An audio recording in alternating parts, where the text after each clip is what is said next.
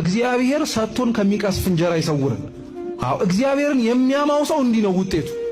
እግዚአብሔርን በትዕቢት የሚገዳደረው ሰው እግዚአብሔር የጠየቀውን ሊሰጠው ይችላል። ሰጥቶት ግን እንዲያጣጥመው አይፈቅድለትም፣ ይቀስፈዋል እዛው። ስንቱ እኮ ነው ለምኖት በሰጠው በእግዚአብሔር እንጀራ ላይ እሱን ሲረሳው የሰጠው እንጀራ መጥፎ ይሆናል። ያበላው ምግብ ታንቆ መሞቻ ይሆናል። ትዕቢት ስላለብን ነው ሁላችን። አሁን ስንት ክርስቲያን ነው እግዚአብሔር ይጠብቀኛል እያለ ራሱን መጠበቅ ሲያስፈልገው የማይገባበት የት ጉድጓድ አለ። አንዳንዶቻችንማ እግዚአብሔርን እንፈትነዋለን እኮ የማይገባበት ቦታ ገብተን እስኪ ያውጣኝ እንለዋለን። መጀመሪያውኑ እኛ ለምን ገባን እዛ ውስጥ? መጀመሪያውኑ ራሳችንን እዛ ቦታ ውስጥ ለምን ከተትን?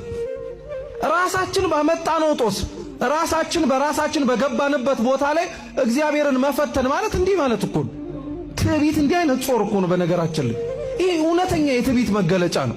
ሰው ትዕቢተኛ ሲሆን ራሱን ከመጠበቅና ራሱን ወደ ኋላ አድርጎ እግዚአብሔርን ሊያድነው በሩን የከፈተለትን አምላክ እኔም ኃላፊነት አለብኝ ድርሻ አለኝ ብሎ ከማድረግ ይልቅ አይ ከፈጠረኛ ቀር ማኖር ካልከበደው ለምን አይጠብቀኝም ብሎ ቸልተኛ ይሆናል።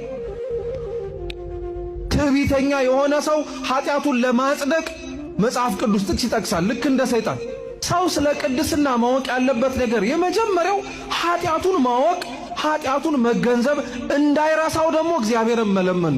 እስኪ ኃጢአቴን በሉ እንዳልረሳው አቤቱ ጌታ ሆይ እርዳኝ።